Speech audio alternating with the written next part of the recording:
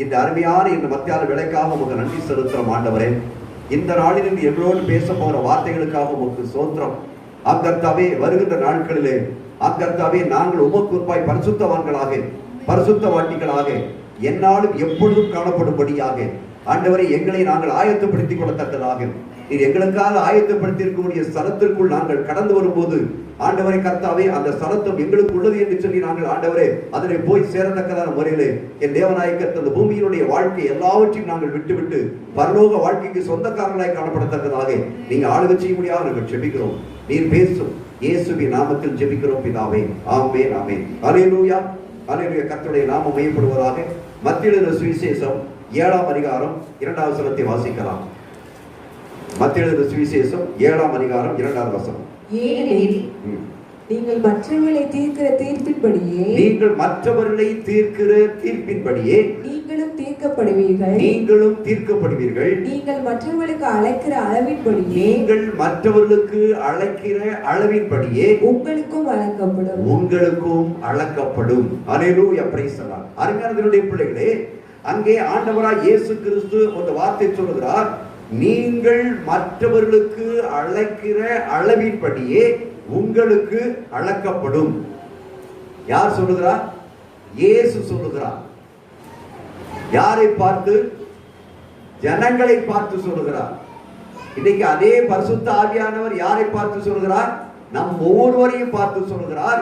என்ன சொல்லுகிறார் என்று சொன்னால், நீங்கள் மற்றவர்களுக்கு அழைக்கிற அளவின்படியே, மற்றவர்களுக்கு நான் எப்படி அளக்கிறோமோ அந்த அளக்கிற அளவின்படியே உங்களுக்கும் என்ன செய்யும்? அளக்கப்படும். அப்ப என்னன்னா, நம்ம மற்றவர்களுக்கு எந்த அளவு அளக்கிறோமோ அந்த அளவுபடிதான் கர்த்தர் நமக்கு என்ன செய்வாரு? அளப்பார். இது ஆசீர்வாத பிரசங்கமும் இதை செய்யலாம், எந்த பிரசங்கத்தை வேணாலும் எடுத்துக்கலாம். அந்த அளவு என்று சொல்லுகின்ற பொழுது, அதாவது எந்த அளவுக்கு நீங்கள் இன்னைக்கு தேவநாயக கர்த்தர் நம்மோடு பேசக்கூடிய காரியம் என்று சொன்னால் மன்னிப்பும் மனம் திரும்புதலும். எந்த அளவிற்கு நீங்கள் மற்றவர்களை மன்னிக்கிறீர்களோ அந்த மன்னிக்கிறதுக்கு தகுந்தபடி தேவநாயக கர்த்தர் உங்களை என்ன செய்வார்? மன்னிப்பார். நீங்கள் மற்றவர்களுக்கு எந்த அளவுக்கு மன்னிப்பை கொடுக்கலையோ அந்த மன்னிப்பை கொடுக்கவில்லை என்று சொன்னால் தேவநாயக கர்த்தர் நம்மளை என்ன செய்ய மாட்டார்? மன்னிக்க மாட்டார். அது நல்லா என்ன சொல் படிக்க புரிஞ்சுடுங்க. மற்றவர்கள் எங்களுக்கு செய்த குற்றங்களை, மற்றவர்கள் எங்களுக்கு செய்த எனக்கு செய்த குற்றங்களை, தீமைகளை நான் எந்த அளவுக்கு மன்னிக்கிறேனோ அந்த அளவுக்கு என் குற்றங்களை என் ஆண்டவர் என்ன செய்வார்? மன்னிப்பார். இதான் நீங்க மனசுல நிறுத்திக் கொள்ளணும். ஒவ்வொருவருக்கும் எதிராக மற்றவர்கள் எவ்வளவு தீமைகளை செய்திருக்கிறார்களோ, உங்களுக்கு எதிராக மற்றவர்கள் எப்படி அவதூறான காரியங்களை பேசி இருக்கிறார்களோ, உங்களுக்கு எதிராக மற்றவர்கள் எந்தெந்த காரியங்கள் எல்லாம் உங்களுடைய வேதனைப்படும்படியான காரியங்களை செய்திருக்கிறார்களோ, அந்த செய்திருக்கிற காரியங்களுக்கு நீங்கள் எந்த அளவுக்கு உங்களுடைய உள்ளத்தின் ஆழத்தில் இருந்து மன்னிப்பை கொடுக்கிறீர்களோ அந்த மன்னிப்பிற்கு தகுந்ததாக, அந்த மன்னிப்பினுடைய அளவுக்கு தகுந்ததாக என் ஆண்டவராய் இயேசு கிறிஸ்து நாம் அவருக்கு விரோதமாய் செய்திருக்கக்கூடிய அத்தனை விதமான காரியங்களையும் தேவநாயக கர்த்தர் மன்னிக்க வல்லவராக இருக்கிறார். இதுதான் நம்முடைய கிறிஸ்தவ வாழ்க்கையில காணப்படக்கூடிய மகா பெரிய ஒரு சூத்திரம். இந்த ஒண்ணுதான் நம்மளை ஆசீர்வதிக்கிறது, இதுதான் நம்மளை பரலோகத்துக்கு கொண்டு போறது, இதுதான். இதுதான் அருமையான தேவனுடைய பிள்ளையே. ஐயால் ஏனென்று சொன்னால் தேவனாகிய கர்த்தர் விரும்புவது என் ஆண்டவராய் இயேசு கிறிஸ்து தான் நமக்கு நம்முடைய வாழ்க்கைக்கு எப்படி காணப்படுகிறார்? ஒரு மாதிரியாக இருக்கிறார், காணப்படுகிறார். நாம் தேவனை ஆராதிக்கிறோம் என்றால் யாரை ஆராதிக்கிறோம்? இயேசு கிறிஸ்துவை ஆராதிக்கின்றோம். இயேசு கிறிஸ்துவை ஆராதிக்கிறது மட்டுமல்ல, அவர் காட்டிய வழியிலே நம்ம என்ன செய்ய வேண்டும்? நடக்கிறவர்களாய் காணப்பட வேண்டும். அதான் அவர் சொல்லுகின்ற ஒரு காரியம் என்று சொன்னால், நீங்கள் என் பின்னே செய்யுங்கள், வாருங்கள். நமக்கு மாதிரி யார் தான்? இயேசு ஒருவர் தான் இந்த பூமியில, வேற யாரும் எந்த மாதிரியும் கிடையாது. அப்ப இயேசு எப்படி நமக்கு ஒரு வாழ்க்கையை வாழ்ந்து காட்டினாரோ இந்த பூமியில, வாழ்ந்து காட்டுவது என்று சொன்னால் எப்படி எல்லா சத்துருவுக்கு முன்பாக எப்படி வாழ்ந்து காட்டினார், துரோகிகளுக்கு முன்பாக எப்படி வாழ்ந்து காட்டினார், அவரை வெறுக்கிறவர்களுக்கு முன்பாக எப்படி வாழ்ந்து காட்டினார், அவரை காட்டி கொடுப்பதற்கு முன்பாக எப்படி வாழ்ந்து காட்டினார், அவரை சிலுவையிலே கொண்டு போக அவரை அடிக்க வேண்டும் என்று கதறுகிற அந்த ஜனங்களுக்கு முன்பாக எப்படி வாழ்ந்து காட்டினார் என்ற அந்த மாடல் இருக்கிறதே, அந்த மாடல் தான் நம்முடைய வாழ்க்கையில் எப்படி காணப்பட வேண்டும், மாடலாக இருக்க வேண்டும், காணப்பட வேண்டும். அல்லேலூயா, பிரைஸ் தி லார்ட். என்று சொன்னால் நீங்கள் வாசிக்கலாம் மத்தேயு எழுதின சுவிசேஷம் அதே 6ஆம் அதிகாரத்தில், அல்லேலூயா, பிரைஸ் தி லார்ட், 14ஆம் வசனத்தை வாசியுங்கள். 14-15. மனுஷனுடைய தப்பிதங்களை நீங்கள் அவர்களுக்கு மன்னித்தால் உங்கள் பரமபிதா உங்களுக்கும் மன்னிப்பார். நல்லா கவனிச்சுக்கிடுங்க. ஆண்டவராய் இயேசு கிறிஸ்து தான் சொல்றாரு, வேற யாரும் சொல்லல. பவுல் சொல்லல இந்த இடத்துல, நம்முடைய ஆண்டவரே சொல்றாரு. என்ன சொல்றாரு அப்படின்னு சொன்னா, மனுஷனுடைய தப்பிதங்களை நீங்கள் அவர்களுக்கு மன்னித்தால் உங்கள் பரமபிதா உங்களை செய்வார், மன்னிப்பார். அப்ப நம்ம மன்னிப்பு, இயேசு நமக்கு மன்னிப்பை கொடுப்பது என்பதை விட மன்னிப்பை வழங்குகிறவர் யார்தான்? பிதாவாகிய தேவன். அப்ப பிதா நமக்கு மன்னிப்பை கொடுக்க வேண்டும் என்று சொன்னால் அந்த பிதாவுக்கு முன்னாலே யார் நிற்கிறார்? இயேசு நிற்கிறார். இயேசு நமக்கு பரிந்துரை செய்ய வேண்டும். இயேசு நமக்கு ரெக்கமெண்ட் பண்ணணும். என் மகன் பாவம் செஞ்சிருக்கிறான், இல்ல என் மகன் மற்றவர்களுக்கு விரோதமா குற்றம் செஞ்சிருக்கிறான், இல்ல என் மகனுக்கு விரோதமா மற்றவர்கள் செய்தார்கள், குற்றம் செய்திருக்கிறார்கள். ஆனால் இவர் என்னுடைய மகன் அல்லது என்னுடைய மகள் அவருக்கு விரோதமா செய்த குற்றத்தை மன்னிச்சாங்க பிதாவே, அதனால இவங்களுடைய தப்பிதங்களை நீங்க என்ன செய்யுங்க, மன்னிங்கன்னு சொல்லி நமக்கு ரெக்கமெண்டேஷன் பண்றது யார் தான்? இயேசுதான். அதாங்க வாசிக்கிறோம், மனுஷனுடைய தப்பிதங்களை நீங்கள் அவர்களுக்கு மன்னித்தால் உங்கள் பரமபிதா உங்களுக்கு என்ன செய்வார்? அப்ப பரமபிதா நம்முடைய தப்பிதங்களை மன்னிக்க வேண்டும் என்று சொன்னால் நாம் மற்றவருடைய தப்பிதங்களை என்ன செய்ய வேண்டும்? மன்னிக்கிறவர்களாய் காணப்பட வேண்டும் என்று சொன்னா, நீங்க இத செய்தி இல்ல, ஆனா ஒரு வார்த்தை, ஒரு வசனத்தை நீங்க வாசிக்கலாம். ஏசாயா தீர்க்கதரிசன புத்தகம் 25ஆம் அதிகாரம் 4ஆம் வசனத்தை வாசிங்க. கொடுமையானவர்களின் சீரல் மதிலை மோதி அடிக்கிற பெரு வெள்ளத்தை போல் இருக்கையில் நீர் ஏழைக்கு பலனும் நெருக்கப்படுகிற எனக்கு திடனும் பெரு வெள்ளத்துக்கு தப்பும் அடைக்கலமும் வெயிலுக்கு ஒதுங்கும் நிழலாய் இருக்கிறீர். கொடூரமானவர்களின் சீரல் யாரா? கொடூரமானவர்களின் சீரல், கொடுமையா இருப்பாங்க. பக்கத்து வீட்டுக்காரங்க இருக்கலாம், தூரத்தில் இருக்கலாம், சொந்தக்காரங்க இருக்கலாம், யார் வேணாலும் இருக்கலாம். கொடூரமானவர்களின் சீரல், அவருடைய கோபம், அவருடைய எரிச்சல் நம்மளை குறித்து, உங்களை குறித்து, கிறிஸ்தவனாய் இருக்கக்கூடிய குறித்து கொடூரமான சீரல் இருக்கலாம்.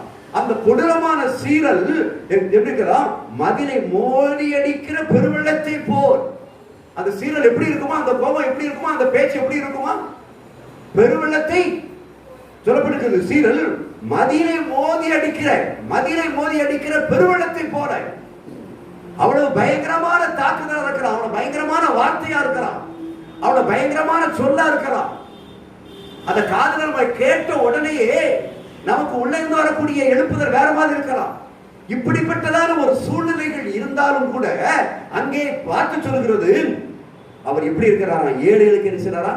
பலனா இருக்கிறார். அவ்வளவு ஐயா சொல்ல கொடூரமான சீரல் மதிலை மோதி இருக்கிற பெரு வெள்ளத்தை போல இருக்கு. இன்னைக்கு அப்படிதான் எல்லா இடங்களும் இருக்கலாம்.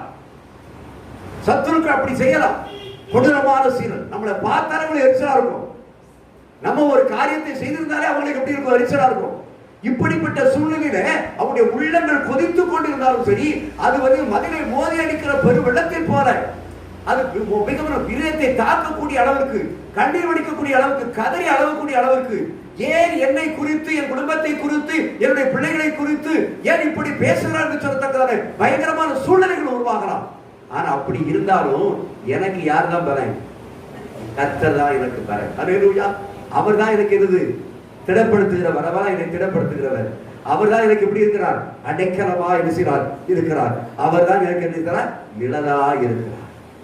அருமையான பிள்ளையே, இந்த ஒரு விசுவாசம் நமக்குள்ள இருக்கும்னு சொன்னா நமக்கு எதிராக எவ்வளவு தப்பிதங்களை அவர்கள் செய்தாலும் சரி, அந்த தப்பிதங்களை, அந்த குற்றங்களை, அந்த தீமைகளை மன்னிக்கிற சுபாவம் நமக்கு என்ன செய்ய வேண்டும்?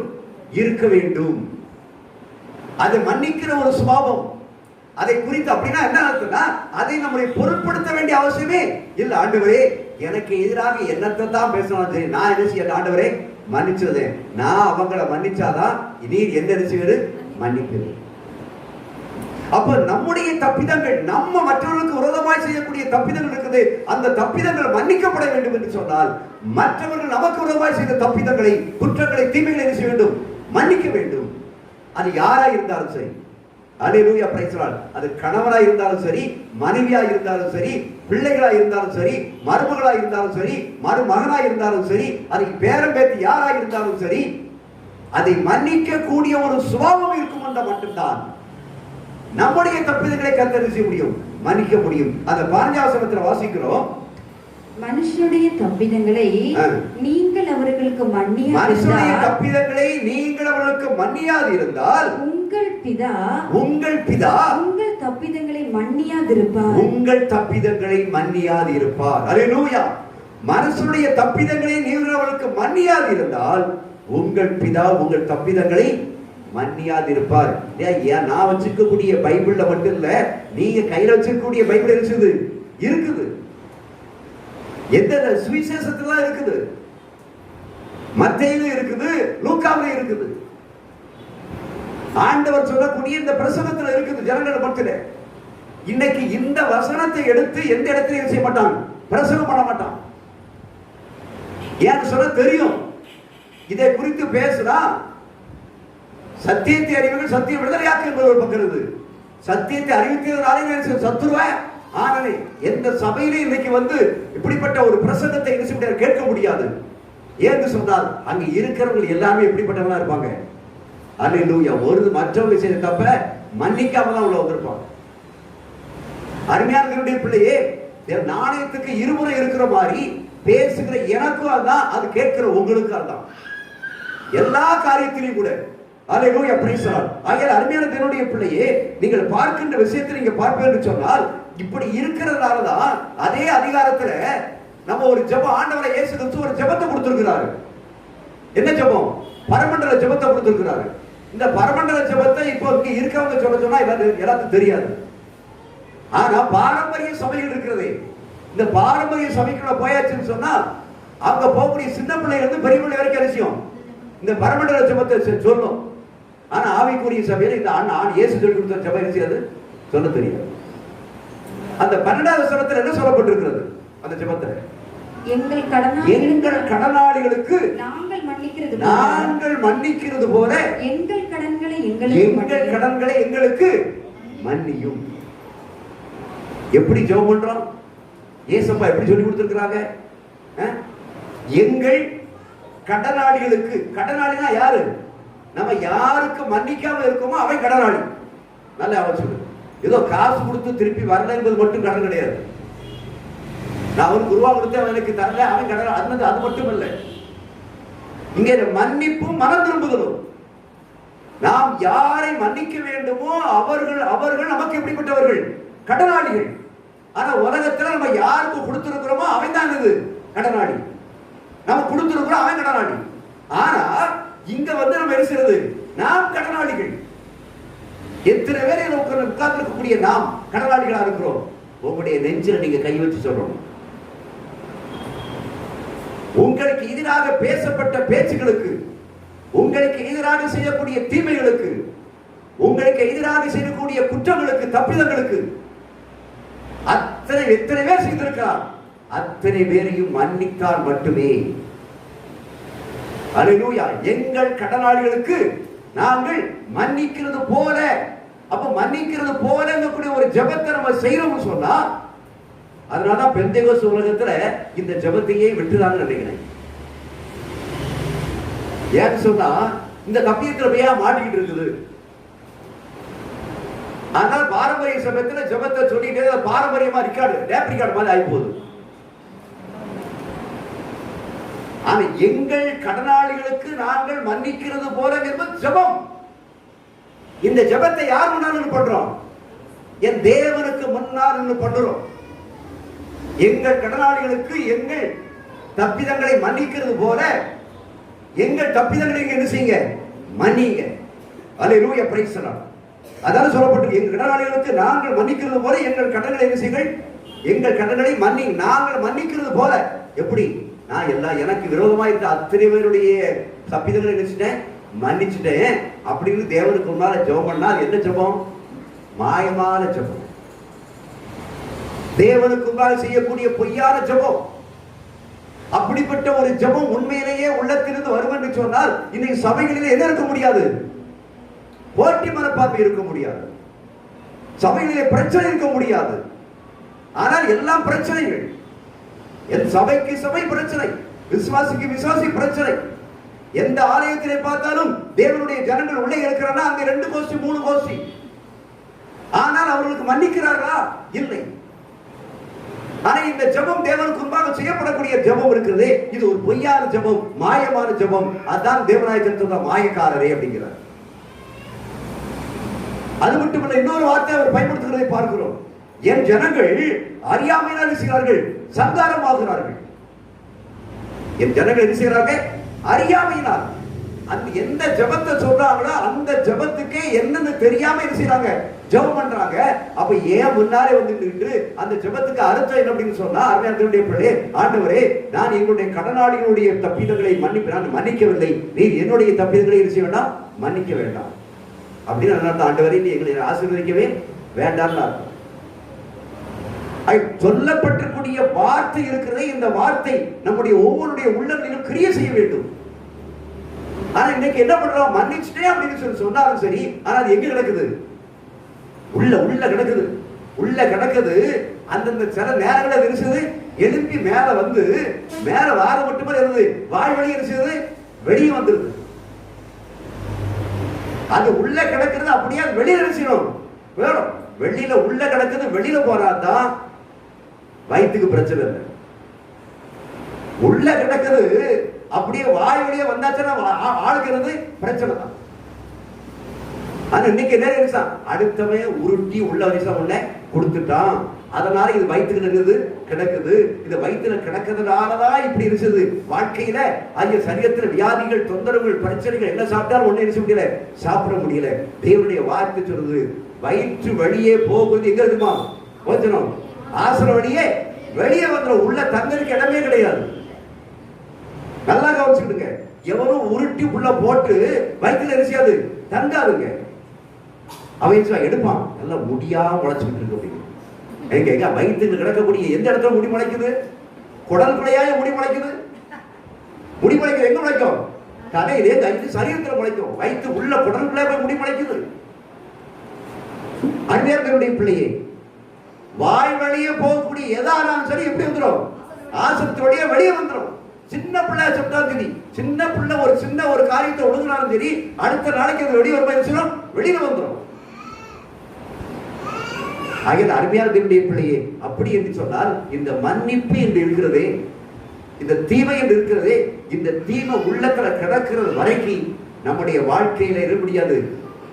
தேவனுக்கு முன்பாக உண்மை உத்தவமாய் நிற்கவே முடியாது. அதான் இன்னைக்கு நம்முடைய ஜெபங்கள் கேட்கப்படல. அதான் சொல்றாரு, என் ஜனங்கள் அறியாமை நினைக்கிறார்கள், சங்காரம் போகிறார்கள். எனக்கு முன்னாடி நீ மாயக்கார வேஷம் போடுறீ அப்படிங்கிறார். நல்லா வந்து இருக்கிற, ஆனா இது என்ன செய்து மன்னிக்க முடியலையே. எத்தனை கணவன்மாரை நாம் மன்னித்திருப்போம், எத்தனை மனைவிமாரை மன்னித்திருப்போம். மன்னிச்சு சொல்லிட்டு திருப்பி ஒரு நாள் என்ன செய்வோம்? அதே காரியத்தை சொல்லி என்ன செய்வோம்? பேசுவோம். அருமையான தேவனுடைய பிள்ளையை நன்றாக நிதானித்து பாருங்கள். அல்லேலூயா, பிரைஸ் தி லார்ட். ஆகிய எங்கள் கடனாளிகளுக்கு நாங்கள் மன்னிக்கிறது போல இந்த சுபாவம் இருக்கிறதே, இது உண்மையான சுபாவமாய் காணப்பட வேண்டும். அல்லேலூயா, பிரைஸ் தி லார்ட். நீங்க வாசிக்கலாம், அதே மத்தேயு 18ஆம் அதிகாரம் 21வது வசனத்தை திருப்புங்கள்.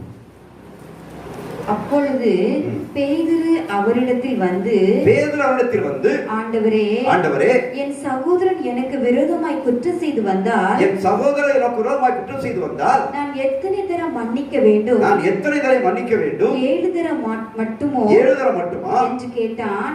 அதற்கு இயேசு 7 தரம் மாத்திரமல்ல 70 தரம் மட்டும் என்று உனக்கு சொல்லுகிறேன். அல்லேலூயா, பிரைஸ் தி லார்ட். இதத்தான் இயேசுதான் அங்கே பேதுரு கேட்கிற கேள்வியை பார்க்கிறோம். ஆண்டவரே, என் சகோதரன் எனக்கு விரோதமாய் குற்றம் செய்து வந்தால் நான் எத்தனை தரம் என்ன செய்ய வேண்டும்? மன்னிக்க வேண்டும். 7 தரம் மட்டும்தானா? ஆண்டவர் சொல்றாரு, அப்பா 7 தரம் மட்டுமல்ல, 70 தரம். 70 தரம் சொன்னா உன் வாழ்க்கை நீ உயிரோடு இருக்கிற வரைக்கும், பரிபூர்ணமா இருக்கக்கூடிய உயிரோடு இருக்கிற நாட்கள் வரைக்கும் எத்தனை தப்பிதங்கள் பண்ணாலும் அத்தனை தப்பிதங்களை இருக்கணும், மன்னிக்கணும் என்பது யாருடைய கட்டளை?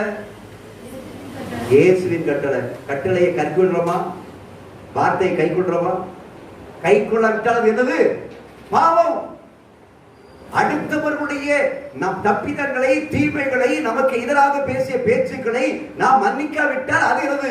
பாவம். பாவம் வீட்டு வாசல்படியில் வந்து படுத்திருக்கிறது. வீட்டு வாசல்படியில் மட்டுமல்ல, அது எங்கே படுத்திருக்கிறது? நம்முடைய உள்ளத்திலே படுத்து நல்லா தூங்கி கொண்டிருக்கிறது. அதை நம்ம தாராட்டி கொண்டிருக்கிறோம். இந்த மனம் திரும்புதல் என்னைக்கு வருதோ அன்னைக்கு தான் நமக்கு பரலோக ஆசீர்வாதங்களை நிரந்தரமாக இருக்க முடியும், உட்கார முடியும். அல்லேலூயா, பிரைஸ் தி லார்ட்.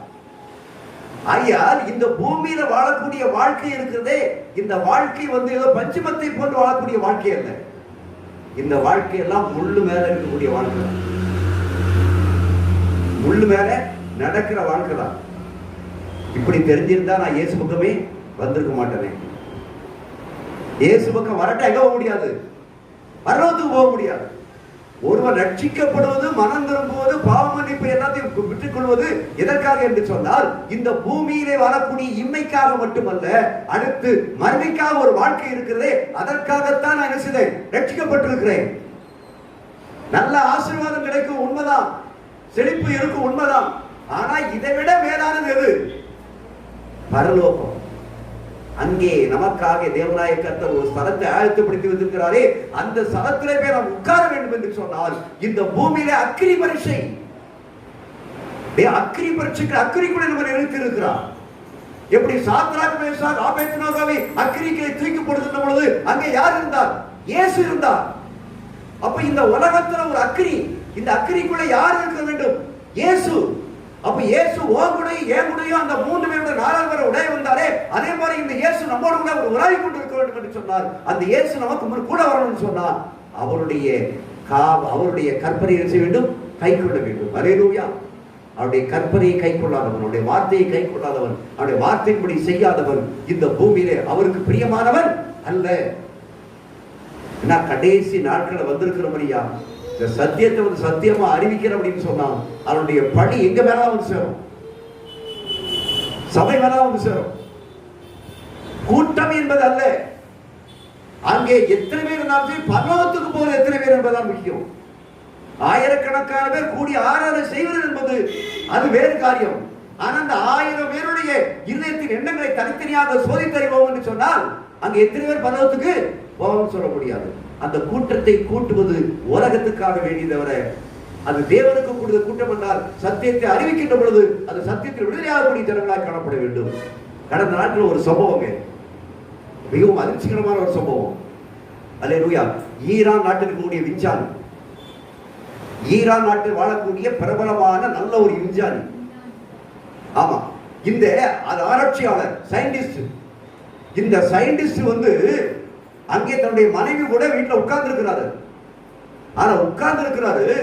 ஆனால் துப்பாக்கி குண்டுகள் பாய்ந்து கொண்டிருக்கிறது. வீட்டுக்குள்ள உட்கார்ந்து இருக்கிறாரு. மனைவியும் அவர் பேசிட்டு இருக்கிறாங்க. அந்த சயின்டிஸ்ட் அவர் மனைவி ஓய்வும் வீட்டுக்குள்ளே துப்பாக்கி குண்டுகள் பாய்ந்து வருகிறது. ஒரு 5 குண்டுகள், 5 குண்டுகளும் நேரடியா அவருடைய நெஞ்சிலே விழுகிறது. அருகில் இருக்கக்கூடிய மனைவிக்கு மேல விழுத. எப்படி நேரடியா வந்தானா?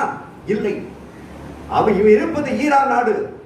ஆனால் வரக்கூடிய இந்த துப்பாக்கி குண்டு அயல் நாட்டிலிருந்து வருகிறது. பக்கத்தில் நேரடியா சொல்லலங்க. அறிவு பெருத்தவன் நோவை பெருத்தவன். ஒரு மனுஷனுக்கு அறிவு போயிடுச்சுன்னா அழிவு எங்க வந்தாச்சு. சேட்டலைட் துப்பாக்கி. என்ன துப்பாக்கி? சேட்டலைட் துப்பாக்கி. எப்படி ஒரு சேட்டலைட் வந்து அப்படியே எவ்வளவு தூரத்துல எத்தனையோ நாடுகளுக்கு கடந்து இருக்கக்கூடிய சம்பவங்களை பார்க்கிறதே. எந்த ஒரு சேட்டலைட் மூலமாக சென்னையில இருக்கக்கூடிய ஒரு சேட்டலைட் மூலமாக சமுத்திரத்தினுடைய எல்கையை கண்டுபிடிக்க முடியாத எல்கையில் இருக்கக்கூடிய அந்த புயல் சின்னம் காற்றழுத்தத்தை கண்டுபிடிக்கிறானே சரியான முறையிலே. இதை போன்று ஒரு சேட்டலைட்டை வைத்து அந்த சேட்டலைட்டை துப்பாக்கி உருவாக்கி ஒரு சேட்டலைட் துப்பாக்கி என்று சொல்லி ஒரு துப்பாக்கியை செய்து கொண்டு அங்கே அயல் நாட்டில் இருந்து சப்போஸ் நம்ம இங்க எந்த இடத்துல உட்கார்ந்து இருக்கிறோம்னு சொன்னா அமெரிக்கா இருக்கக்கூடியவன் அப்படியே அந்த சேட்டலைட் மூலமாக அந்த சேட்டலைட் துப்பாக்கி மூலமாக சேட்டலைட் மூலமாக எந்த இடத்துல இருக்கிறான் என்பதை குறிவைத்து பார்க்கிறான். அல்லேலூயா. பயம் இருக்குதா? பயம் இருக்கிறாங்க. எந்த வீட்டில் இருந்தாலும் சரி சேட்டலைட் மூலமாக வீட்டிற்குள்ளே இருக்கக்கூடியவரை கண்டுபிடித்து கொடுக்கக்கூடிய சேட்டலைட், அந்த சேட்டலைட்டை துப்பாக்கி, அந்த துப்பாக்கி வைத்து சரியாக குறிப்பார்த்து கணவனும் மனைவியும் இணைந்திருக்கின்ற பொழுது அவ்வளவு தூரத்தில் அமெரிக்காவில் இருக்கக்கூடியவன் இங்கே இருக்கக்கூடிய ஒரு மனுஷனை குறிப்பார்த்து சரியாக அவன் நேரே 5 குண்டுகளை அனுப்புகின்றான். 5 குண்டுகளும் சரியாக அவன் நெஞ்சிலே விழுகிறது. மனைவிக்கு தேசம் காயந்தான் தவிர வேற எந்த விதமான சம்பவம் நடக்கல. இது எந்த காலத்திலேயே வந்திருக்கிறோம்? கடைசி காலத்துல வந்திருக்கிறோம். எந்த வீட்டுக்குள்ள பதுங்கி இருந்தாலும் சரி, எந்த சூழ்நிலை இருந்தாலும் சரி, நெஞ்சு பதறத்தான் செய்வார். இப்படிப்பட்ட சூழ்நிலை யார் தான் நமக்கு பாதுகாப்பு? என் தேவனுக்கு முன்பாக நீயும் நானும் உத்தமமாய் வாழ்ந்தால் மட்டும்தான். உனக்கு எதிராக செய்யக்கூடிய அந்நிய காரியங்களுடைய மன்னிப்பு உன் உள்ளத்தின் ஆழத்தில் நீ கொடுத்தால் மட்டும்தான் என் தேவனாகிய கர்த்தர் அடைக்கலமாய் இருப்பார். அப்பதான் நிழலாய் இருப்பார். அப்பதான் நம்மளை திடப்படுத்துகிறவராக இருப்பாரு. அப்பதான் நமக்கு பலம் கொடுக்கிறவராக இருப்பார். இந்த சம்பவம் இன்னைக்கு நடந்து கொண்டிருக்கிறது. அல்லேலூயா, பிரைஸ் தி லார்ட். ஆண்டவருடைய வருகை நாட்கள் சமீபமையா. இன்னைக்கு நம்மளை பற்றி இருக்கக்கூடிய எல்லா ரிகார்டும் யாருக்கு இருக்குது? அரசாங்கத்தில் இருக்குது. எங்க ஆதார் என்ன தட்டுனா போதும், டெல்லியில ஆதார் என்ன தட்டுனா போதும், அங்க இருக்கக்கூடிய ஆபீஸ்ல ஆதார் என்ன தட்டுனா போதும், இங்க நம்மகிட்ட இருக்கக்கூடிய அத்தனை ரகசியமா என்ன செய்யுது அவருக்கு தெரியும். நம்முடைய கைரேகை முதற்கொண்டு நம்ம என்னென்ன செஞ்சிருக்க அத்தனை காரியம் அவருக்கு தெரியும். இப்படிப்பட்ட சூழ்நிலையை வைத்துக் கொண்டுதான் நம்ம என்ன செய்யலாம்? சேட்டலைட் துப்பாக்கி மூலமா சொல்லுகிறான். நம்ம தேசத்துல என்ன நடக்க போறது தெரியாது. அருமையான கடைசி காலம். இந்த கடைசி காலத்துல வந்திருக்கக்கூடிய நாம் எப்படி இருக்க வேண்டும்? விழிப்பாய் இருக்க வேண்டும். விழிப்பாய் இருங்கள், விழித்திருங்கள், தெளிந்த புத்தியுள்ளாய் இருங்கள். பிசாசனை வெளிவடலாம் என்று சொல்லி வகை தேடி சுற்றி திரிந்து கொண்டிருக்கின்றான். வீட்டுக்குள்ளதான் அரை வீட்டுக்குள்ளதான் உட்கார்ந்துருப்போம். ஆனால் திருச்சொல் குண்டெரிசியும் பாயும். அல்லேலூயா. அப்புறம் சதாம் ஹுசேனை எப்படி கொண்ட அமெரிக்காக்காரன் கொண்டான்? சதாம் ஹுசேன் பதுங்கியிருந்த இடம் எனது பாதாளத்துக்குள்ளே பதுங்கியிருந்தான். பூமிக்கு அடியிலே எத்தனையோ விதமான அறைகளை தாண்டி இதுபடி யாருக்கும் தெரியாத வண்ணமாக பூமிக்கு கீழே கட்டப்பட்டிருக்கூடிய பலவிதமான அரண்மனை வீட்டுக்குள்ளே ஒரு புக்கிலே ஒழித்துக் கொண்டிருந்தான். ஆனால் அவன் எதை கண்டுபிடிச்சான்? சேட்டலைட் வச்சு கண்டுபிடிச்சு ஆட்டோமேட்டிக்கா அனுப்பிடுச்சுதான். சதாம் ஹுசேனை போட்டு பேர்த்தான். காலம் இனி செல்லாதுங்க. காலம் செல்லாது.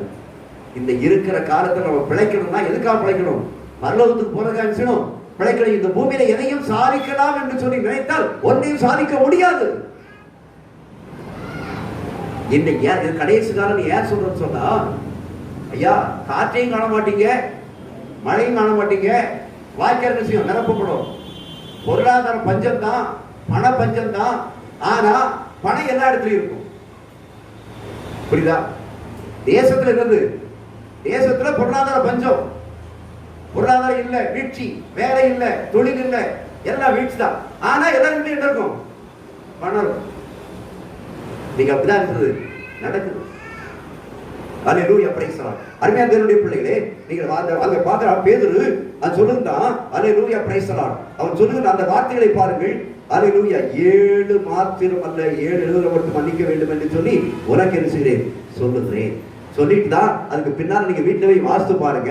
ஆண்டவராகிய இயேசு கிறிஸ்து ஒரு சம்பவத்தை சொல்றதை பார்க்கணும். பரலோக ராஜ்யம் யாருக்கு ஒப்பிடப்பட்டிருக்குது சொல்லி கடன் கொடுத்த காரியத்தை சொல்லிருக்கிறத பார்க்கிறோம். அந்த கடன் கொடுத்த காரியத்தை அங்க பார்க்கும்போது தான் அல்லேலூயா, பிரைஸ் தி லார்ட். இப்ப 24வது வசனத்தை வாசிங்க. அவன் கணக்கு பார்க்க தொடங்கின போது 10,000 தாலந்து கடன்பட்டவன் ஆ. ஒருவனை அவனுக்கு முன்பாக கொண்டு வந்தார்கள். வீட்டுல போய் கொஞ்சம் நேரம் இது சொல்ல முடியாது.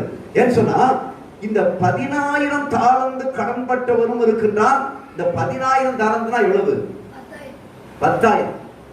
16,000க்கும் 14,000க்கும் 16,000க்கும் வித்தியாசம் உண்டு. அதில் 10,000 தாலந்து 10,000 தானே ஒரு 10 லட்சம் ரூபாய் வச்சுக்கிட்டு அடுத்தால உள்ளவன் என்ன சொல்லிருக்கான், அவன் வந்து ஒரு தாலந்து அப்படின்னு சொன்னா ஒரு 100 ரூபாய் வச்சுக்கிட்டு அடுத்த 1 லட்சம் வச்சுக்கிட்டு.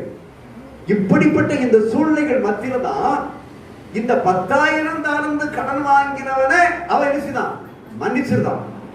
அந்த ராஜா தான் மன்னிச்சிருந்தான். ஆனா இவன் வந்து என்ன அடுத்தவனுக்கு கொடுத்துருக்கிறான். இந்த 10,000 தாலந்து கடன் வாங்கி இருக்கிறானே, அதாவது சொல்ல போனா இன்னைக்கு சொல்ல போனா 2 ரூபாய் வட்டிக்கு ஒரு கிட்ட வாங்கிக்கிட்டு அடுத்தவன் எத்தனை ரூபாய் வட்டி கொடுப்பான்? 10 ரூபாய் வட்டி கொடுப்பான். இதான் இன்னைக்கு உலகத்துல என்ன நடக்குது. 2 ரூபாய் வட்டிக்கு ஒரு கிட்ட வாங்கிட்டு 10 ரூபாய் வட்டி கிடைச்சுவான் கொடுப்பான். 2 ரூபாய் வட்டிக்கு வாங்கிறவன் இவன் கடன் நினைச்சுவான், மன்னிச்சுவான். ஆனா இவன் 10 ரூபாய் வட்டி கொடுத்துருக்காரு, இந்த 10 ரூபாய் வட்டிக்கு இவன் நினைச்ச மாட்டான், மன்னிக்க மாட்டான். நீ வீட்டை அரிசியா எழுதித்தான், அதை எழுதித்தான், இதை எழுதித்தான். இதைத்தான் ஆண்டவர் சொல்லுகிறார். நான் 10 லட்சம் கொடுத்த உனக்கு மன்னிச்சோன்னே, நீ கொஞ்சம் கொடுத்திருக்கே, நீ என்ன செய்யற மன்னிக்கிறீங்க அப்படின்னு சொல்லிட்டு என்ன சொல்றாரு, தூக்கி எங்க போடு, சிறைச்சாலையில போடு, தூக்கிட்டு எங்க போட்டு சிறைச்சாலையில கொண்டு போட்டு. அப்ப இப்ப யார் நம்மளாம் இப்ப எங்க உட்கார்ந்துருக்கோம் அர்த்தம்? மன்னிக்க முடியாத ஒரு சிறை இருப்புக்குள்ள உட்கார்ந்துட்டு இருக்கிறோம். மன்னிக்க முடியாத ஒரு சிறையிருப்பு. இந்த சிறையிருப்பிலிருந்து விடுதலை ஆனாதான் எங்க போக முடியும்? பரலோகம் போக முடியும். ஜெயில இருக்கிறவன் வெளியில வந்தா தான் குடும்பத்தில் இருக்க முடியும், கணவன் மனைவி பிள்ளைகளை பார்க்க முடியும், விவசாயம் பண்ண முடியும். அவன் ஜெயில இருந்தா இருக்க முடியாது, ஒண்ணு செய்ய முடியாது, ஒண்ணு சம்பாத்தியம் பண்ண முடியாது. இன்னைக்கு நம்முடைய வாழ்க்கை எப்படி இருக்குது? மன்னிப்பு என்னும் சிறையிருப்புக்குள் அடங்கி இருக்கிறோம். இந்த மன்னிப்பு என்னும் சிறையிருப்பிலிருந்து வெளியே வர வேண்டும் என்றால் நாம் மன்னிக்க வேண்டும். அவ்வளவுதான், ஈஸியா மன்னிச்சா போச்சு. ஆனா அந்த சுபாவம் மட்டும் என்ன பண்றது? நான் எப்படியா மன்னிக்கிறது? எனக்கு விரோதமா இவ்வளவு பண்ணிருக்கான். அருமையான தேவனுடைய பிள்ளையே, இதுக்கு ஒரு சம்பவத்தை உங்களுக்கு நினைப்பூட்ட விரும்புகின்றேன். அல்லேலூயா, பிரைஸ் தி லார்ட். அங்க 2 இளம் உள்ளங்கள், அதாவது கணவன் மனைவி கல்யாணம் முடிச்சு கொஞ்ச நாள் ஆச்சு. அப்ப அது இளம் உள்ளங்கள் தான், இளம் ஜோடிகள் தான். இந்த இளம் ஜோடிகள் நல்ல வசதி படைத்தவர், அவர் பெரிய தொழிலதிபர். இந்த தொழிலதிபர் தன்னுடைய தொழிற்சாலைக்கு சம்பளம் பட்டோடா பண்ணுவதற்காக வேண்டி 5 லட்சம் ரூபாய் எடுத்துக்கொண்டு காரிலே வைத்துக் கொண்டு அந்த டிரைவர் பண்ணாலே, டிரைவர் காரை ஓட்டிக்கிட்டு போனாரு, இவர் பின் சீட்ல உட்கார்ந்து 5 லட்சம் ரூபாய் வச்சிருக்கிறாரு. இப்ப அந்த கார் ஓட்டிக்கிட்டு இருக்கிறவன் இவற்ற வேலைக்காரன். இப்ப வேலைக்காரனுக்கு என்ன ஆசை வந்துட்டுது? பண ஆசை வந்துட்டுது. பண ஆசை வந்த உடனே ஒரு காட்டு பகுதியில கொண்டு காரை நிப்பாட்டி இது பண்ணி அங்க அவரை குத்தி கொலை செய்து விடுகிறார். கொலை செய்து விட்டு 5 லட்சம் ரூபாய் எடுத்துக்கிட்டா. கல்யாணம் முடிந்து 6 மாசம் தான் ஆகுது. இளம் வாலிப பிள்ளையா இருக்கிறார். இந்த சம்பவத்துல அவனை ஜெயில கொண்டு அடைச்சாச்சு. ஆனா ஜெயில கொண்டு அடைச்சி 7 ஆண்டுகளுக்கு பிறகு அவன் விடுதலையாக இருக்கிறான். வெளியே வர்றார். ஆனால் இவள் இந்த வாலிபம் உள்ளவல்லவா, கர்மணம், உயர்ந்த வீடு, பணக்கார வீடு, படைத்த வீடு, இவள் உள்ளத்திலே குமுறல் இருந்து கொண்டே இருக்கின்றது. என்றைக்கு அவன் வெளியில வாரானோ, அன்னைக்கு எப்படி என் வாழ்க்கையை ஓச்சுட்டான், வாழக்கூடிய வயசான வாழ முடியல, கணவனோடு சேர்ந்து வாழ முடியல. அதனால இவன் என்னைக்கு வெளியில வாரானோ, அன்னைக்கு இவனை துப்பாக்கியா நினைச்சிடும், சுட்டுடும் அப்படின்னு சொல்லி அப்படியே இருக்கிறான். இவள் வைராக்கியத்தில் உட்கார்ந்து இருக்கிறான். இவள் வெளியிலே வாரா, திருப்பி கார்ல வாரா. கார்ல வந்து இவன் நடந்து வர பார்த்த உடனே வண்டியில் காரை நிப்பாட்டி அந்த அவன் பேரு முத்துமணி அப்படின்னு சொல்லி கூப்பிடுறான். அம்மா, என்னை மன்னிச்சிருக்கம்மா, நான் பெரிய தப்பு பண்ணிட்டேன், எப்பா நான் எல்லாத்தையும் மன்னிச்சிட்டேன், நீ ஏன் கூட நடந்து போற, ஏன் கூட போய் கார்ல ஏறிக்கோ, நான் நீ போற இடத்துல கொண்டு காரை விட்டுருது அப்படின்னு சொல்லி பேக் சீட்டை திறந்து கொண்டு உள்ள உட்கார வச்சுட்டான். உள்ள உட்கார வச்சுக்கிட்டு இன்னொரு சைக்கிள்ல வரைய பார்க்கலாம். சைக்கிள்ல வர பார்த்த உடனே அவளுடைய புருஷன் இருக்கானே, புருஷனுக்கு தகப்பன், அந்த தகப்பன்ட்ட போய் என்ன, உன் மருமகா உன் மகனை வந்து சுட்டு கொண்டவன, இந்த வெட்டி கொண்டவன இன்னைக்கு கார்ல ஏத்திட்டு இருந்துச்சுதான் போயிட்டு இருக்கான்னு சொல்லி அங்க அந்த அந்த தகப்பன்ட்ட போய் சொல்லிட்டு அவனுடைய மாமனாட்ட போய் சொல்லிட்டான்.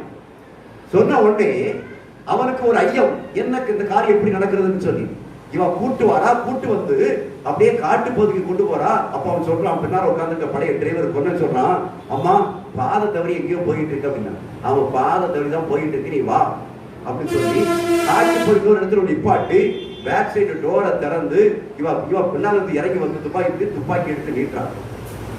நான் 7 ஆண்டு காலமாக வாழ முடியாத வண்ணமாக எந்த அளவுக்கு என்ன வளர்ச்சியோ அதே மாதிரி உன்னை சுட்டு தள்ளாம விட மாட்டேன் அப்படின்னு சொல்லி இவன் அப்படியே துப்பாக்கியை காட்டு வரைச்சிட்டு இருக்கிறான். அவன் கீழே இறங்கி வெளியில ஓடுறான். காட்டுக்குள்ள ஓட, இவனும் பின்னால ஓட. அதே நேரத்துல அங்க அவனுடைய அந்த அந்த இறந்தாண்டி தகப்பன் இவனுக்கு மாமனார் உடனே அவன் கார் எடுத்துக்கிட்டு ஸ்பீடா வர இவனுடைய காருக்கு முன்னாடி வீசுறான். அவளை ஓட விடாம தடுத்து நிறுத்துறான். எடுத்துட்டு சொல்றான், அது தகப்பன் அவனுடைய மாமன் சொல்றான், என் மகன் தான் இறந்து போய் நான் வேதனைப்பட்டு இருக்கிறேன், நீ எனக்கு ஒரே மருமகா, நீனு இந்த காரியத்தை செஞ்சுட்டு சொன்னா இதை விட பெரிய வேதனை செஞ்சதானே இருக்க முடியாது. ஆனால் அவன் சொல்லுகிறான், அந்த மாமன் சொல்லுகிறான், அந்த இழந்த தகப்பன் சொல்லுகிறான், மகன் இழந்த தகப்பன் சொல்றான், தேவனுடைய வார்த்தை என்று சொல்றது பாத்தியா? மத்திய சுவிசேஷம் 6ஆம் அதிகாரத்துல தேவனாய கர்த்தர் என்ன சொல்லி இருக்கிறார்? நீ மற்றவர்களுடைய பாவங்களை தப்பிதங்களை மன்னித்தால் தேவன் உன் தப்பிதங்களை மன்னிப்பார் என்று சொல்லி இருக்கிறார். நாம் மன்னிக்கிறது தான் பறந்திருக்குமே தவிர பழிக்கு பழி வாங்கிருக்கிற சில பிறக்கிறன்னு சொல்லி இந்த சத்தியத்தை சொன்ன உடனே அவ கண்ணீர் வடிக்கிறாள். மாமா என் கண்களை திறந்துட்டீங்க, வசனத்தை சொல்லி என் கண்களை திறந்துட்டீங்க அப்படின்னு சொல்லி. அதுக்கப்புறம் அந்த முத்துமணி டிரைவர் வாராம், அம்மா என்னை மன்னிச்சங்கப்பா அப்படின்னு சொல்லி. ஏன்னு சொல்ல, உலகத்துல இப்படிப்பட்ட ஒரு கொலைகார தன்னுடைய கணவனை கொலை செய்தவனை இவ்வளவு வெறி பிடித்திருந்தாலும் கூட இந்த சத்தியம் இருக்கிறதே, இந்த சத்தியத்தை உள்ளே அறிவித்த உடனேயே அவளும் கிறிஸ்தவன் தான், அவனும் கிறிஸ்தவன் தான், எல்லாரும் கிறிஸ்தவ சபாயத்தான் தான். ஆனா கிறிஸ்தவருக்குள்ள என்ன இருக்குது?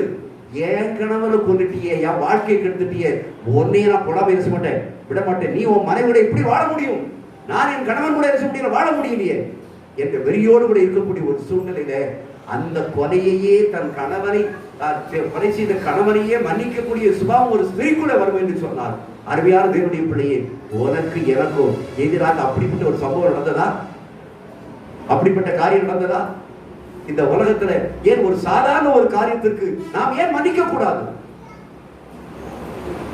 ஒன்றை செய்யுங்கள், இருதயத்தை தேவனை நோக்கி காத்திருங்கள், ஆண்டவரே நான் முழுமையா மன்னித்தேன், என் பாவத்தை மன்னிச்சிருவேன் சொல்லி திருப்பி அந்த மனுஷனை பார்க்கும் போது அந்த எண்ணங்கள் வராத வண்ணமாக, ஒருவேளை உங்கள் மேல அவன் பொறாமைப்படுத்தவனா இருக்கலாம், ஒருவேளை உங்களுக்கு இன்னும் அவன் பேசாமலே போகலாம், எதிரியா இருக்கலாம், ஆனால் உங்களுக்குள்ளே நீங்கள் செய்யுங்கள், நான் இவனை மன்னித்து விட்டேன்.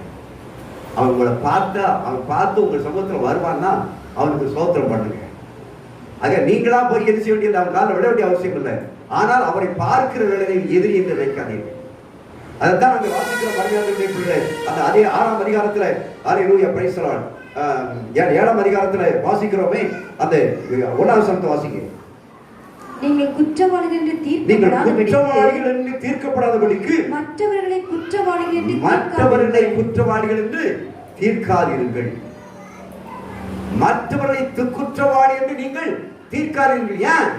நீ குற்றவாளி தான். நீ குற்றவாளி என்று சொல்லி நீ தீர்க்கப்படாமல் இருக்கணும்னா நீ மற்றவர்களை செய்யற குற்றவாளின்னு சொல்லாத. அவன் குற்றம் செய்தவன் தான், நீ தான் குற்றவாளி தான். எந்த குற்றவாளி? மன்னிக்க முடியாத குற்றவாளி. நீ அநேகருக்கு விரோதமாக பேசியிருக்கலாம், அநேகமாக காரியங்கள் செய்திருக்கலாம். ஆனால் இப்போது ஒன்றை மட்டும் உங்களுடைய மனதில் வைத்துக் கொள்ளுங்கள், கடந்தது கடந்து போகட்டும், இனி அவன் தன் பட்சமாய் வருவான் என்று சொன்னால் நான் உன்னுடைய பாவத்தை மன்னித்து விட்டேன் என்று சொல்றேன். அல்லேலூயா. இது ஒட்டுத்தான் விடுதலை.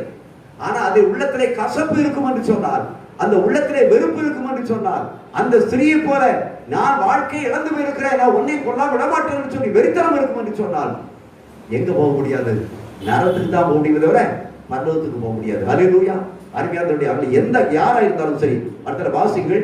அல்லேலூயா. எபேசியர் 4ஆம் அதிகாரம் 32ஆம் வசனத்தை வாசிங்கள். எபேசியர் 4:32. ஒருவருக்கொருவர் தயவாயும் மன உருக்கமாயும் இருந்து கிறிஸ்துவுக்குள் தேவன் உங்களுக்கு மன்னித்தது போல நீங்களும் ஒருவருக்கொருவர் மன்னியுங்கள். அல்லேலூயா. Praise the Lord. நல்லா கவனிச்சுடுங்க. ஒருவருக்கொருவர் தயவாயும் மன உருக்கமாயும் இருந்து கிறிஸ்துவுக்குள் தேவன் உங்களுக்கு மன்னித்தது போல. அப்போ தேவன், பிதாவாகிய தேவன் மன்னிக்கிறவராக இருக்கிறார். அந்த எப்படி மன்னிக்கிறவர் இருக்கிறார்? கிறிஸ்துவுக்குள் தான் மன்னிக்கிறவராக இருக்கிறார். எந்த பாவி, அதை இயேசுவை அறியாதவனோ ஒருவன் இருந்தாலும் சரி, அவன் மன்னிப்பை பெற்றுக்கொள்ள வேண்டும் என்றால் எங்க வந்தாலும் பெற்றுக்கொள்ள முடியும்? கிறிஸ்துவுக்குள் வந்தாதான் பெற்றுக்கொள்ள முடியும். நல்லா புரிஞ்சுக்கணும். கிறிஸ்துவுக்குள் வந்தாதான் மன்னிப்பு உண்டு. கிறிஸ்துவுக்குள் வராத எந்த ஒரு ஜனமும் இந்த பூமியிலே மன்னிப்பு பெற முடியாது, பெற்றுக்கொள்ள முடியாது. அதை ஆணித்தரமா அறிந்து கொள்ளுங்கள். அல்லேலூயா, பிரைஸ் தி லார்ட். என்ன தேவனுடைய வார்த்தை சொல்கிறது? ஒருவருக்கொருவர் தயவாயும் மன ஒருக்கமாய் இருந்து கிறிஸ்துவுக்குள் தேவன் உங்களை மன்னித்தது போல நீங்களும் ஒருவருக்கொருவர் செய்யுங்கள், மன்னியுங்கள். சபையை பார்த்து சொல்லுகிறார், சபையில் உள்ள விசுவாசிகளை பார்த்து சொல்லுகிறார், சபையில் இருக்கக்கூடிய பக்கத்திலே உட்கார்ந்து இருக்கக்கூடிய பிள்ளைகளை பார்த்து சொல்லுகின்றார், அருகிலே இருக்கிறவரை பார்த்து சொல்லுகின்றார், நீங்களும் ஒருவருக்கொருவர் செய்யுங்கள், மன்னியுங்கள். அது கணவனா இருக்கலாம், மனைவியா இருக்கலாம், அடுத்த விசுவாசியா இருக்கலாம், அது யாராவது இருக்கலாம். நீங்கள் ஒருவருக்கொருவர் செய்யுங்கள், மன்னிங்கள், கிறிஸ்துவுக்குள் தேவன் உங்களை மன்னித்தது போல. அவன் மன்னிப்பு என்பது பிதாவாகிய மன்னிப்பு எங்கே மட்டும்தான் மன்னிப்பு உண்டு? கிறிஸ்துவுக்குள் இருக்கிறவங்க மட்டும்தான் மன்னிப்பு உண்டு. மற்ற உலகத்துல மன்னித்தேன்னு சொல்றதெல்லாம் அதெல்லாம் பொய், மாய். அருமையானுடைய பிள்ளையே, அப்போ கிறிஸ்துவுக்குள் உங்களுக்கு மன்னித்தவர் எப்படி இருக்கணுமா? தயவாய், தயவாய். அல்லேலூயா. அருமையான தேவனுடைய பிள்ளைகளே, தயவு. நீங்கள் கொலேசியர் 3ஆம் அதிகாரம் 12ஆம் வசனத்தை நீங்கள் திருப்பூர் என்று சொன்னால், கொலேசியர் 3:12 நீங்கள் 3:12 வாசிக்க. 12. நீங்கள் தேவனால் தெரிந்து கொள்ளப்பட்ட பரிசுத்தரும், நீங்கள் தேவனால் தெரிந்து கொள்ளப்பட்ட பரிசுத்தரும் பிரியருமாய் உருக்கமான இரக்கத்தையும் தயவையும் மனத்தாழ்மையும் சாந்தத்தையும் நீடிய பொறுமையும் கற்றுக்கொண்டு ஒருவரில் ஒருவர் தாங்கி ஒருவர் பேரில் உங்களுக்கு குறைபாடு உண்டானால் கிறிஸ்து உங்களுக்கு மன்னித்தது போல ஒருவருக்கொருவர் மன்னியுங்கள். இவை எல்லாவற்றின் மேலும் பூரண சற்குணத்தின் கட்டாகிய அன்பை தரித்துக் கொள்ளுங்கள். கிறிஸ்துவின் அன்பை தரித்து கொண்டால் மட்டும்தான் என்ன செய்ய முடியும்? மன்னிப்பை கொடுக்க முடியும். கிறிஸ்துவனுடைய அன்பு இல்லாதவர் யாரையும் மன்னிக்க முடியாது. அல்லேலூயா, பிரைஸ் தி லார்ட். நான் சில காரியங்களை மனசுல வச்சுனேன், சில காரியங்களை சொல்லிருப்பேன், சில ஒருத்தர் சொல்லியிருக்கிறேன். என்ன சொல்லியிருக்கேன் அப்படின்னு சொன்னா, ஐயா நடந்தது நடந்து போச்சு, அது எல்லாத்தையும் விட்டுரு, மன்னிச்சு விட்டுரு, அதை பார்த்து எல்லாத்தையும் விட்டுரு.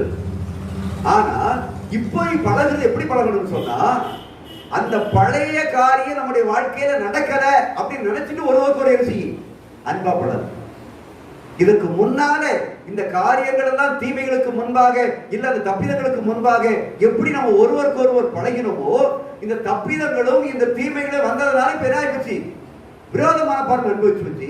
இப்ப இந்த விரோத மனப்பான்மை நமக்கு வேண்டாம், ஒருவருக்கு ஒருவர் மன்னிச்சிருவோம். மன்னிச்சுட்டு அதற்கு முன்னால இந்த காரியங்கள்லாம் நடக்கிறதுக்கு முன்னால எப்படி ஒருவருக்கு ஒருவர் அன்பா இருந்தவோ, இந்த காரியங்களே நடக்கிறன்னு சொல்லி மறந்துட்டு அதுக்கு முன்னால எப்படி அன்பா இருந்தவோ, அதனால ஒருவருக்கு ஒருவர் செய்வோம், அப்படி அன்பா இருந்தோம். இந்த சுபாவம் இன்னைக்கு ஆவியானவர் கடந்த நாட்களுக்கு உணர்த்தினார். ஆண்டவரே, நான் உங்களுடைய உணர்த்துக்கு கீழ்ப்படிதான் அப்படி இருக்கேன். அல்லேலூயா, பிரைஸ் தி ஆண்டவரே. யார் எனக்கு எதிராக தீமை செஞ்சிருந்தாலும் சரி, நான் மன்னிச்சிருந்த ஆண்டவரே.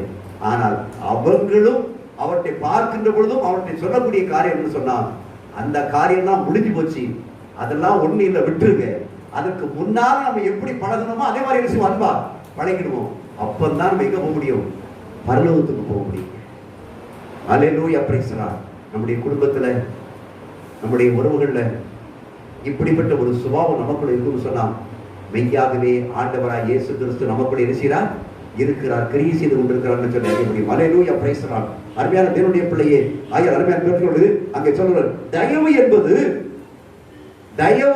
என்பது ஒருவருக்கு ஒருவர் உதவி செய்வது. அல்லேலூயா, பிரைஸ் தி லார்ட். அது மட்டுமல்ல, ஒருவருக்கு ஒருவர் மரியாதை செலுத்துவது. ஆண்டவராய் இயேசு கிறிஸ்து எப்படிப்பட்டவர் இருந்தார்? தயவுள்ளவராக இருந்தார். அப்ப அவர் தயவுள்ளவராக இருந்தது போல நம்மளும் எப்படி இருக்க வேண்டும்? தயவுள்ளவராக இருக்க வேண்டும். ஒருவர் பரிசுத்த வேதம் சொல்கிறது, ஒருவன் உனக்கு தீமை செய்தால் அவனுக்கு என்ன செய்? நன்மை செய். நன்மை செய்யக்கூடுமாறு செய், நன்மை செய். தீமை நோட்டி செய்யாது. ஒருவருக்கு ஒரு குறைபாடு உண்டானா அது மன்னிச்சது. அப்ப தயவு என்பது அவன் நமக்கு தீமை செய்திருக்கலாம், நாம் நன்மை செய்திருக்கலாம். நான் நன்மை செய்திருக்கிறேனே, இவன் எனக்கு தீமை செய்திருக்கிறானே என்பது அல்ல. அவன் தீமை செய்தாலும் அவருக்கு என்ன செய்ய வேண்டும்? நன்மை செய்ய வேண்டும். இதான் உதவி செய்வது. அது உதவி செய்யறது, அவங்களை கனம் பண்றது, அவளுக்கு மரியாதை செலுத்துறது. அது மட்டுமல்ல, அருமையானவருடைய கரிசனையோடு கூட நடந்து கொள்வது. அது மட்டுமல்ல, அங்கே அவன் தேவனுடைய பிள்ளைகளுக்கு மற்றவர்களை அனுசரித்து நடப்பது. அந்த வைராக்கிய உள்ளத்துல இருக்கக்கூடிய அந்த கசப்பு எரிச்சல் தூர, அந்த கசப்பு என்று வேற எரிச்சல் தூர போகணும். அப்படி போனா மட்டும்தான் கிறிஸ்துவனுடைய தயவு விஷயம். நம்ம மனுஷத்துல தயவு காட்டினா, நம்ம இடத்துல யார் தயவு காட்டுவா? தேவன் தயவு காட்டுவார். நம்ம மனுஷத்துல தயவு காட்டுறதா தேவன் என்ன மாட்டாரு? தயவு காட்ட மாட்டாரு. மற்றவர்களுக்கு நம்ம உதவி செய்தா தேவன் நமக்கு என்ன செய்வாரு? உதவி செய்வாரு. மற்றவர்களுக்கு நன்மை செய்தோம்னா தேவநாயக நமக்கு என்ன செய்வாரு? நன்மை செய்வாரு. மற்றவர்களுக்கு சில காரியங்களை செஞ்சோம்னு சொன்னா தேவநாயக கர்த்தர் நமக்கு என்ன செய்வாரு? இதை நீங்கள் யாருக்கு செய்கிறீர்கள்? எனக்கு செய்கிறீர்கள். அல்லேலூயா, பிரைஸ் தி லார்ட். நீங்க யாருக்கு என்ன செய்தாலும் யார் செய்றீங்க? எனக்கு செய்கிறீர்கள். நீங்க யாரை மன்னிச்சாலும் கூட நான் உங்களுக்கு என்ன செய்றேன்? மன்னிக்கிறேன் அப்படிங்கிறாரு. அல்லேலூயா, பிரைஸ் தி லார்ட். அது மட்டுமல்ல, அருமையான தேவனுடைய பிள்ளையே, இப்படிப்பட்ட இந்த தயவுள்ள இந்த நிறைந்தவராக சகோதரி என்ற உணர்வு நமக்குள்ள என்ன செய்ய வேண்டும்? நாம் கிறிஸ்துவுக்குள் யார்? ஒருவருக்கொருவர் சகோதர சகோதரிகள். கிறிஸ்துவுக்குள்ள ஒருவர் சொல்றார், அவை வந்தா நான் என்ன செய்ய மாட்டேன்? வரமாட்டேன். இவ வந்தா நான் என்ன செய்ய மாட்டேன்? வரமாட்டேன். அப்படிங்கக்கூடிய ஒரு சுபாவம் இருக்கிறதே, இது கிறிஸ்துவுக்குள்ளே மன்னிப்பு செய்ய இல்லை. அல்லேலூயா, பிரைஸ் தி லார்ட். அப்ப யாரை வெறுக்கிறோம்? கிறிஸ்துவை வெறுக்கிறோம். அருமையான தேவனுடைய பிள்ளையே, அதான் பார்க்கிறோம். நீங்க ரோமர் 2:4 வாசிப்பீர்கள் என்று சொன்னால் தேவன் எப்படிப்பட்டவரா இருக்கிறாரா? தயவுள்ளவரா இருக்கிறார். வாசிக்கக்கூடிய ரோமர் 2:4. அல்லேலூயா. தேவ தயவு நீ குணப்படும்படி உன்னை ஏவுகிறது என்று அறியாமல் அவருடைய தயவு பொறுமை நீடிய சாந்தம் இவைகளின் ஐசுரியத்தை அசட்டை பண்ணுகிறாயோ? அல்லேலூயா. தேவனுடைய தயவு என்பது இருக்குதே, அவருடைய பொறுமையை அசட்டை பண்ணுதலா இருக்குது. ஐயா, அதனால தேவனுடைய தயவு இருக்குது. இந்த தயவுக்கு நீ கீழ்ப்படியலன்னு சொன்னா யார் அசட்டப்படுத? தேவன் உண்மையில் பொறுமையா இருக்கிறது, அது அசட்டப்படுறது அர்த்தம். அல்லேலூயா, பிரைஸ் தி லார்ட். அதே ரோமர் 11ஆம் அதிகாரத்துல 22ஆம் வசனத்தை வாசித்து பாருங்கள். அல்லேலூயா, பிரைஸ். ஆகையால் தேவனுடைய தயவையும் கண்டிப்பையும் பார். விழுந்தவர்களிடத்திலே கண்டிப்பையும் உன்னிடத்திலே தயவையும் காண்பிப்பார். அந்த தயவிலே நிலைத்திருப்பாயானால் உனக்கு தயவு கிடைக்கும். அந்த தயவிலே நீ நிலைத்திருப்பாயானால் உனக்கு என்ன தயவு கிடைக்கும். நல்லா பாத்துக்கிட்டீங்க. தேவனுடைய தயவிலே நீயும் நானும் நிலைத்திருந்தால் மட்டும்தான் தேவன் நமக்கு எப்படி இருக்கிறவரா? தயவுள்ளவராக இருப்பார். அல்லேலூயா. அப்ப தேவன் இரக்கம் உள்ளவர் தான். ஆனா நம்ம இரக்கம் உள்ளவரா இருந்தா தான் அவர் என்ன செய்வாரு? இரக்கம் உள்ளவரா இருப்பாரு. நம்ம மன்னிக்கிறவரா இருந்தா அவர் என்ன செய்வாரு? மன்னிப்பார். அல்லேலூயா, பிரைஸ் தி லார்ட். அது மட்டுமல்ல, அருமையான தேவனுடைய பிள்ளையே, ரோமர் 12:10 வாசிக்கிறோம். ரோமர் 12:10 சகோதர சிநேகத்திலே ஒருவர் மேல் ஒருவர் பட்சமாயிருங்கள். சகோதர சிநேகத்திலே ஒருவர் பட்சமாயிருங்கள். பட்சமாயிருங்கன்னு அர்த்தம் நெருக்கமா இருக்கும். அன்பில் எப்படி இருக்கணும்? நெருக்கமா இருக்கணும். அல்லேலூயா.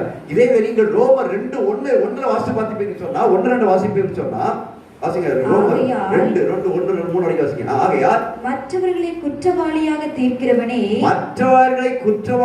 தீர்க்கிறவனே நீ யாரானாலும் சரி போக்கு சொல்ல உனக்கு இடமில்லை. போக்கு சொல்ல இடமே கிடையாது. நீ குற்றமாக தீர்க்கிறவைகள் எவைகளோ அவைகளை நீயே செய்கிறபடியால் நீ மற்றவர்களை குறித்து சொல்லுகிற தீர்ப்பினாலே உன்னைத்தானே குற்றவாளியாக தீர்க்கிறாய். இப்படிப்பட்டவைகளை செய்கிறவர்களுக்கு தேவனுடைய நியாய தீர்ப்பு சத்தியத்தின்படி இருக்கிறது என்று அறிந்திருக்கிறோம். அல்லேலூயா. அருமையானவர்களே, தேவனுடைய என்ன தீர்ப்புனா? நியாய தீர்ப்பு. தேவனுடைய நியாய தீர்ப்பு யாருக்கு இருக்கிறதா? மற்றவர்களை குற்றவாளியா தீர்க்கிற நீனே அந்த குற்றத்தை செஞ்சிருக்கிற நீனே அவனை அடிச்சிருக்கா, நீனும் அடிச்சிருக்க. அடிச்சிட்டு இங்க வந்து என்ன செய்யற? அவன் தான் என்ன செய்தான்? அடிச்சான். அவன் தான் இந்த காரியத்தை செய்தான். நீ எதை செய்தியோ அதை மறைக்கிற. அது தேவனுடைய பார்வையில் எப்படி இருக்குது? அது வெறுப்பாய் காணப்படுகிறதா இருக்குது. அல்லேலூயா. அருமையான தேவனுடைய பிள்ளையே, ஆகிய தேவனாகிய கர்த்தர் நமக்கு சொல்லக்கூடிய காரியம் என்று சொன்னால், நமக்கு எதிராக தவறு செய்தவர்களை, பேசியவர்களை, வேதனைப்படுத்தி நாம் என்ன செய்ய வேண்டும்? மன்னிக்க வேண்டும். அதான் முடிவு. அல்லேலூயா. தேவன் உங்களை மன்னித்தது போல தேவனாய் கர்த்தர் மற்றவர்கள் என்ன செய்ய வேண்டும்? மன்னிக்க வேண்டும். அப்படி மன்னிக்கும் போது ஏன் மன்னிக்கணும்னு சொன்னா, லூக்கா 23:34 வாசிக்கிறோம். பிதாவே இவர்களுக்கு மன்னியும். அவர் என்ன சொல்லியிருக்கிறாரு? மன்னி. பிதாவை போல் சொல்றாரு. பிதாவே என் மேல விழுந்த எல்லா தீமைகளையும் என்ன செய்யணும்? மன்னிக்கணும் அப்படிங்கிறாரு. அப்ப அவருடைய மாதிரியை பின்பற்றணும்னு சொன்னா, நம்ம மேல விழுந்த எல்லாத்தையும் என்ன செய்யணும்? அடுத்தவன் நம்மளை பற்றி என்ன சொன்னானோ, என்ன பேசினானோ, என்ன காரியம் செஞ்சானோ, அதை எல்லாவற்றையும் நமக்கு எப்படி இருக்க வேண்டும்? மன்னிக்கிற சுபாவம் இருந்தா மட்டும்தான் தேவனாய கர்த்தர் நம்ம மூலமா என்ன செய்ய முடியும்? கிரியை செய்ய முடியும். இந்த மன்னிப்பிலும் நீங்கள் வீட்டில் படிச்சு பாருங்க. இளையகுமாரன் மூத்தகுமாரனை படிச்சு பார்த்தீங்கன்னு சொன்னா, இளையகுமாரன் என்ன செய்தான்? தப்பு என்ன செய்தான்? பண்ணிட்டான். ஆனா இளையகுமாரன் தப்பு பண்ணிட்டு எல்லாத்தையும் அழிச்சிட்டு திருப்பி வீட்டுக்கு வரும்போது தாப்ப என்ன செய்யறாரு? நம்முடைய தேவன் அதாங்க. தேவனுக்கு நீங்க ஆண்டவருக்கு இயேசு கிறிஸ்துக்கு விரோதமா எவ்வளவோ பாவத்தை பண்ணிருக்கலாம், எவ்வளவோ தப்பிதங்களை பண்ணிருக்கலாம். ஆனா தப்பிதங்களை பண்ணிட்டு திருப்பி என்ன செய்யணும்? மனம் திருப்பி என்ன செய்யணும்? மனம் திருப்பி வரணும். மனம் திருப்பி வந்தா என் ஆண்டவராக இயேசு கிறிஸ்து பழைய பாவங்களை பார்த்து என்ன செய்கிறவர்? மன்னிக்கிறவராக இருக்கிறார். அல்லேலூயா. அதான் மன்னிப்பும் மனம் திரும்புதலும். அருமையான தேவனுடைய பிள்ளையே, அந்த மன்னிப்பு மனம் திரும்ப மற்றவர்களை மன்னிக்காத பட்சத்தில் தேவன் நம்மளை விசுவதை மன்னிப்பது இல்லை. அல்லேலூயா. அப்படியே அந்த இடத்துல அப்படியே நாம் கர்த்தருடைய சமூகத்தில் ஒப்புக் கொடுப்போம். அல்லேலூயா. Praise the Lord. குற்றங்களை எல்லாம் மன்னிக்கிறார், நோய்களை குணமாக்கி நடத்துகிறார்.